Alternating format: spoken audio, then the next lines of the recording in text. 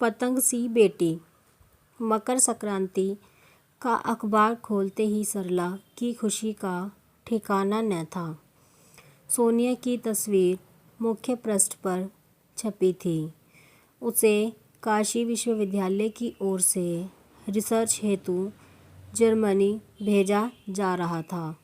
साथ ही वही नौकरी भी मिली है। उसकी सफलता की खबर पढ़कर सरला की आंखें छलक पड़ी। इसी बेटी के लिए उसने क्या कुछ नहीं सुना था। न जाने किसका खून है। सारे दिन लड़कों की तरह पतंग उड़ाती फिरती है। लड़कियों वाले कोई लक्षण ही नहीं है। अभी आसमान में उड़ रही है।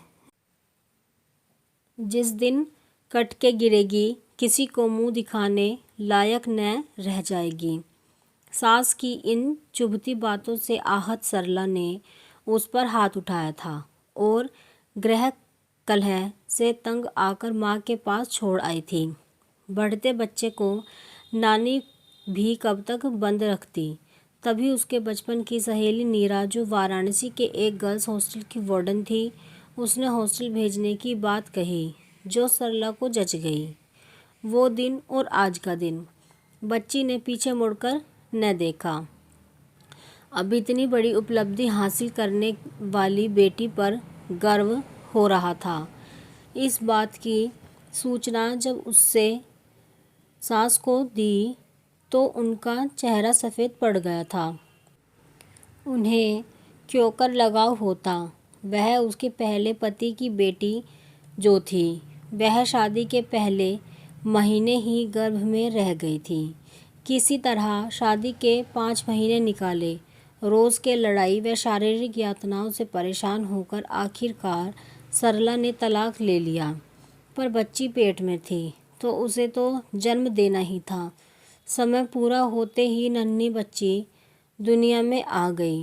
नक्श से एक कदम अलग थी। न तो वह माँ की परछाई थी और न ही अपने पिता की। किसी को इस बच्ची से कोई लेना देना न था।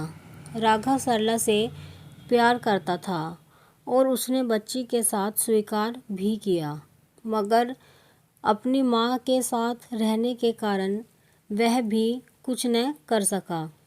ऐसे में नानी ने ही पाल पोस कर बड़ा किया। वही लाड दिखाती, मगर अन्य बच्चों की तरह सोनिया भी माँ के आंचल के लिए तरसती रहती। सरला को उसके दुखों का आभास था। जानती थी अपनी माँ की गोद के लिए सोनिया का मन तड़पता है, पर वह अपनी नए घर गृहस्थी में व्यस्त हो चली थी। बेटे का जन्म के बाद तो सोनिया का रहा सहा हक भी जाता रहा।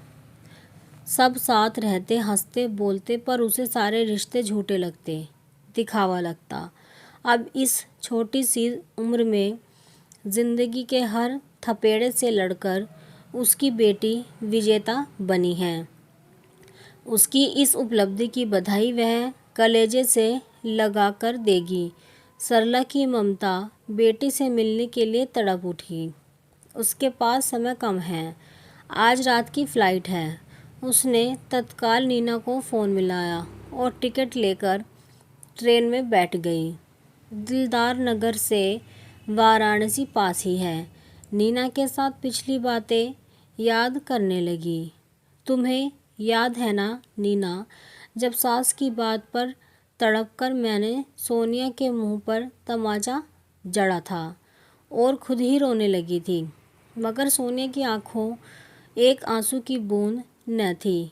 जाने कैसे पत्थर हो गई थी। हाँ सरला, खूब याद है। तुमने जब कहा कि उसके लिए क्या कुछ नहीं किया, तो उसने कहा था सारी उम्र अपनी ममता से मरहूम रखा, नानी के पास छोड़ दिया। एक तरह से अच्छा ही किया। अपने पति व बेटे के आगे मुझे पराया ही पाती होगी, तभी तो तुम ऐसा कर पाई। हाँ, और इस बात का मेरे पास कोई जवाब न था। यह सब एक दिन की बात नहीं थी।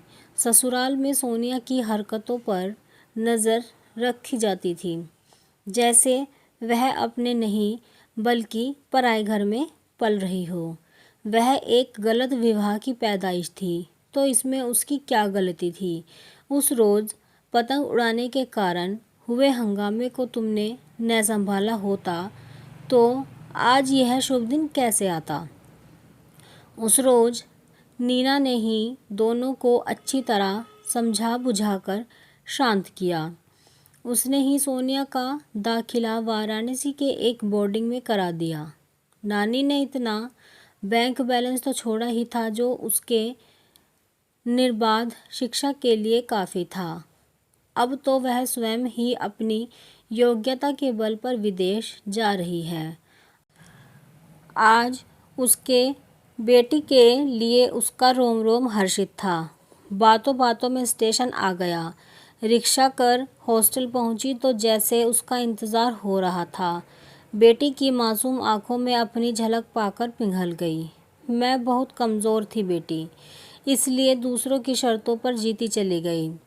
समझौते कर लिए, मुझे माफ़ कर दे मेरी बच्ची। कोई बात नहीं माँ, तुम अकेली न छोड़ती तो किताबों से दोस्ती कैसे होती। अकेलेपन के एहसास ने मुझे इन किताबों में डुबो दिया और देखो ना, आज इनकी बदौलत ही मुझे तुम वापस मिल गई। सोनिया बाहें फैलाए राह देख रही थी। मेरे बच्चे, मुझे तुम पर गर्व है। सीने से लगाकर इतना ही कहा, पर बरसों के जज्ब आंसू दोनों को भिगो गए। असली राहत तो अपनों से मिलकर ही महसूस होती है और माँ बेटी के रिश्ते से बढ़कर तो कुछ भी नहीं। एक खूबसूरत रिश्ता जो मलिन हो चला था, वह नफ़रत की आग बुझते ही चमक उठा। आपसी भाव बदल गए।